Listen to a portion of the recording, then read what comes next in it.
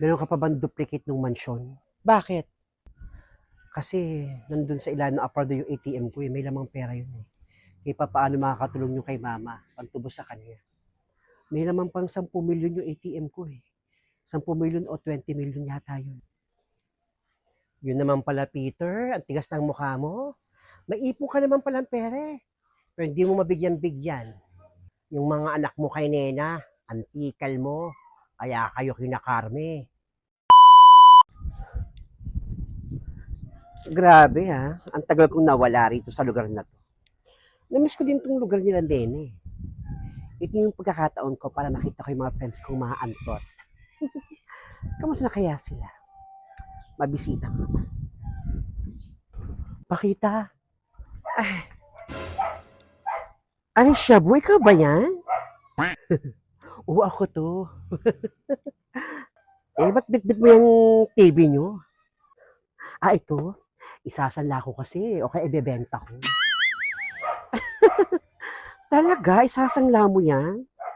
Anong tatak niyan? My God. Baka gusto mo. 10,000. Sanla ko sa'yo kaya benta ko sa'yo. 10,000. Parang 5,000 lang bili mo dyan sa TV na yan. 10,000 bebe. Isasangla mo. Hanggang ngayon, taga naghihikaws no? Hindi kasi kayo mga nagsisikap sa buhay. Pag ganyan may mga anak na kayo, double sikap. Hindi mo sumahod lang kayo, okay na yun. Nakukontento na kayo sa kakapiranggot ng sahod. Magsikap kasi kayo.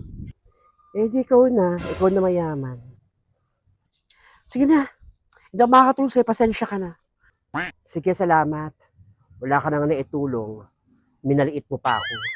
Diyan ka na. Buwisit na pakita yun.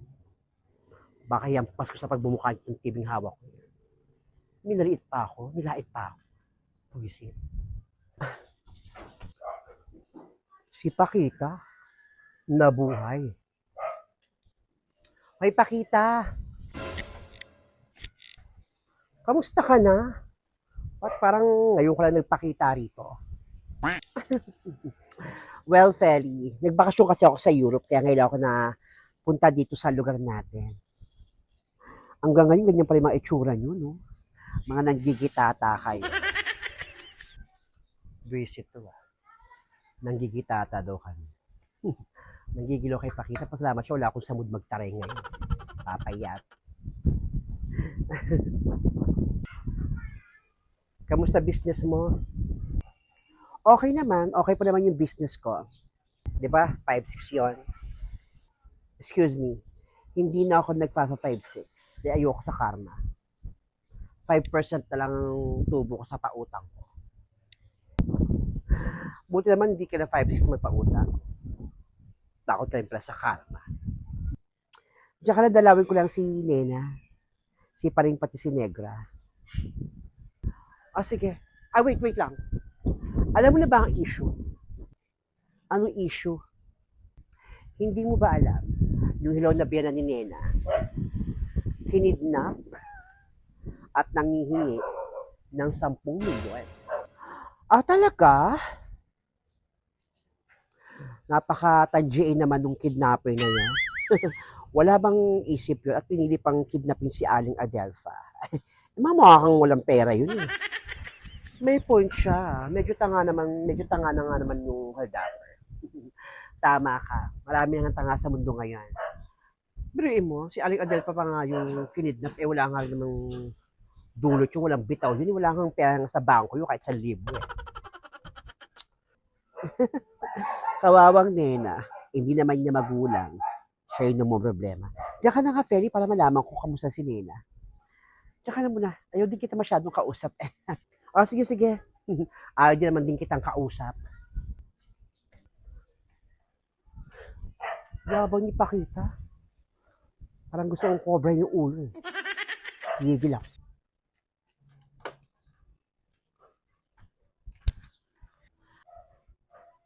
Hi, Nona. Hello. Uy, Pakita. Kakatuwa naman dumalaw ka. Pasok ka. Ba't ngayon ka lang napunta? Ngayon ka lang napadalaw. Pasensya ka na kung ngayon ako dumalaw. Napaka-busy kong tao. Alam mo naman, di ba? Dahil sa mga business trip ko din. Grabe, sana all, no? May mga business trip. O, kamusta ka na? Balita ko na may problema ka daw. Ay, naku, oo, nung problema talaga ako sa biyanan ko. Na-kidnap, kailangan ng pera, pantubos doon. Naku, nena, huwag mo ang problemahin yan. Biyanan mong hilaw. Wala namang ginawang maganda yan sa buhay mo, yung biyanan mo na yan. Panay pahirap. Ano ka ba? Huwag kang ganyan magsalita. Nandiyan yung hipag ko si Francia. Ay, wala akong pakialam kahit nandiyan si Francia. Marinig niya yung mga gusto niyang marinig. Wala akong pakialam. Kaya tigil-tigilan mo yung problema dyan sa biyanan mo. No? Hindi mo dapat problemahin yan. Hayaan mo sila Peter pati si Francia yung mga kamag-anak niya. Ang siyang mag-resolve ng problema niya. Nena, mag-focus ka sa anak mo, sa kambal mo. Pati kay Ninita. Huwag mong problemahin yung problema nila Peter. Hindi mo naman magulang yon. Grabe ka naman pakita magsalita sa mama ko. Grabe ka magsalita sa amin. Ay, bakit Francia? Na-hurt ka ba? Totoo naman nila. Ba, totoo naman, di ba? Pare kayo pasakit. Mga binibigay nyo kay Nena. Eh, naku, Francia, huwag maintindihan sinabi ni Pakita. Ganyan lang talaga yan. Sige, Nena, hindi ko na muna papansin yung babae.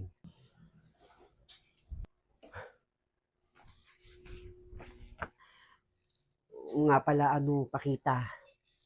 May pera ka ba para makatulong mo lang matubos ko yung biyanan ko sa kidnapper? Yes, Nena, may naman akong pera. Marami akong pera. Pero kung gusto mo talagang makautang, makatulong dyan sa biyanan mo, sige.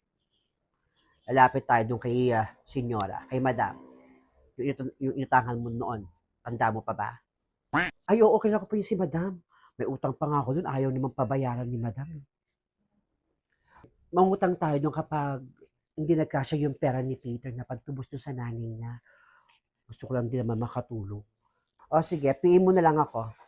Kapag totoong may pera si Peter, edi wag ka lang mangutang sa akin. Pero pag wala, lapit ka lang. O sige na, Nena. Basta punta ka doon ha. Yung pasalubong mo nandun sa bahay.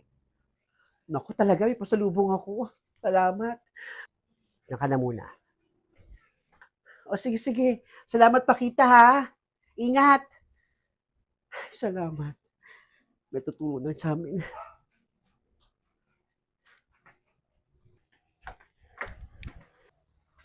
O Pakita. Che, wag mo akong kausapin. Suplado naman yung Pakita. Bakit may pera ka lang mo sino?